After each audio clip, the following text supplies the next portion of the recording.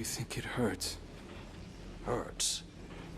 I could feel Savathun behind my eyes when she reached into my mind. What do you think these Hive feel when we reach into theirs? I also find the Scion's methods unsettling, but they can uncover Savathun's plans more efficiently than I ever could. Better to just put them out of their misery. Keitel believes these Hive might hold deeper secrets. Do not make the mistake of thinking these things deserve your sympathy. Even though they have the light. Maybe you were the wrong person to put on this assignment. They may be our enemies, but this feels like a new low for the Vanguard. For Zavala. Watch your mouth. You New Light see Zavala as some toothless diplomat, but you wouldn't believe what he sacrificed to become the man he is. Someone who will make the hard choice, and make sure his people understand why. Then I can't wait to hear the speech about all this. You want a speech? Today the Vanguard did what had to be done. Mercy prevailed. Speech over. Say it a little louder. I don't think this guy could hear you. This doesn't look like mercy to me. Then you're not looking hard enough.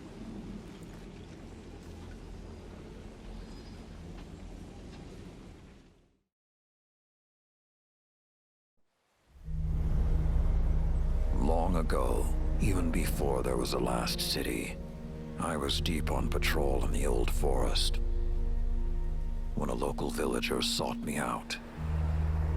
They asked me to catch a thief. I told them the Iron Lords were no mercenaries, but I saw their pride as well as their poverty. And they offered me a loaf of black bread instead of coin. I agreed. Just before sunrise, I caught my thief. A young girl, stealing what she could carry. Food when she could find it, coin when she couldn't, weapons to protect what she had taken. There was no fear in her eyes. She said the bandits in the forest ordered her to steal in exchange for protection. The penalty for theft in those times was death. Instead, I pulled the crest from around my neck and pressed it into her hands. I told her the wolves would protect her.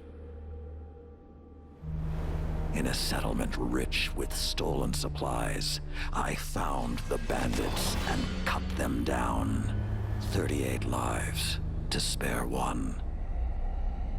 And for a time, I believed that was mercy. Many winters passed before I found myself back in that part of the old forest.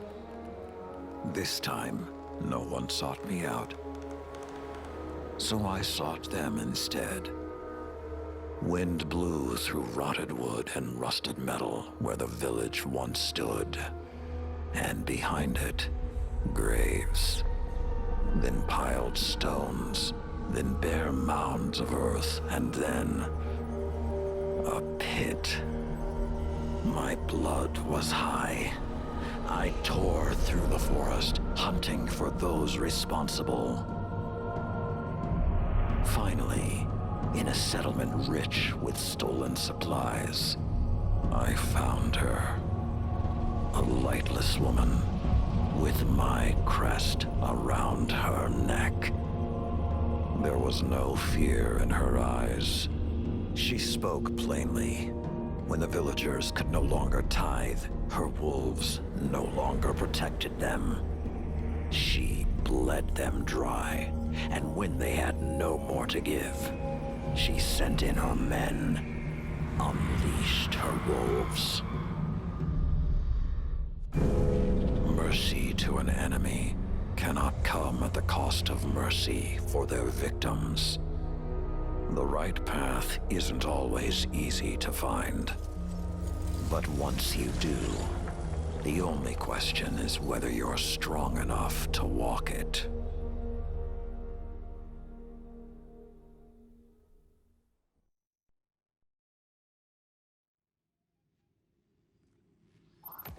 Consider that the next time you feel pity for our enemies.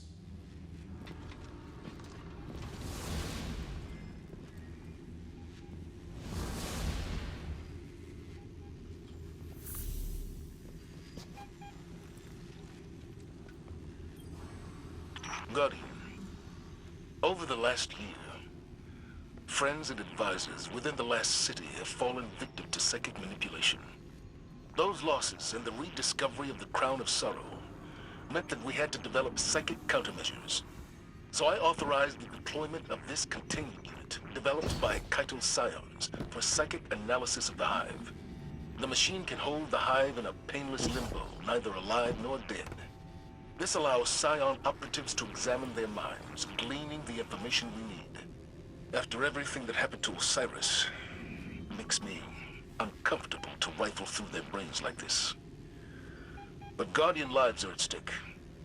You will be our boots on the ground, and Lord Saladin will oversee the operation to ensure everything goes smoothly. We'll only have this asset for a limited time, so make it worthwhile. Good luck.